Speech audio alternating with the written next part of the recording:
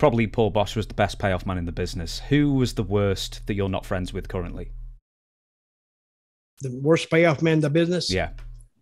Oh, this is a long time ago. Nick Gulas. By far the worst. And now I got along with him because I wouldn't come in unless I had a set guarantee. So he paid me. But a lot of those guys, he paid them. I don't know how they made it. He paid them as low as he could pay them so they could still eat and maybe get a little place to stay. And that was it. He was known as the worst payoff man in the business, unless you had a deal. Now, if you had a deal, he'd pay you. But some of those other guys, I felt sorry for him. But if he's not making enough money, he needs to either get him another income or go get another wrestling job somewhere. I can't tell him what to do. But Nick Gulas had this idiot kid. You ever heard about him? He may have been called George. He was called George Gulas, and he was arrested 3 times in one day for solicitation. And, solicitation is looking for prostitutes, and they got a road here. I forgot the name of it. It's called something road. And he was caught at 7 o'clock or 8 o'clock in the morning. Then he was caught at 12.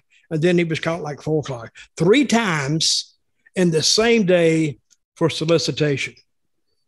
And he's about a dumb bastard. So. Did you ever wrestle him?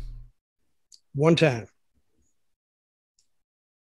And I says, because if you go in there, and I knew this, if you go in there and you could possibly have him do a few moves that he looks good in, well, then he would request you. So if I went in there and made him look decent, well, he'd go back to daddy and say, oh, I want to work with Dutch. I want to work with Dutch. Well, I didn't want to work with him because he's the worst, and he's the worst wrestler I've ever seen too. He's about 6'4", 6'5". He's not a little guy, but he's just clumsy. Anyway, I went out with him, and it was the worst possible match. I hit him hard. I didn't do nothing. Took him down, twisted his knee.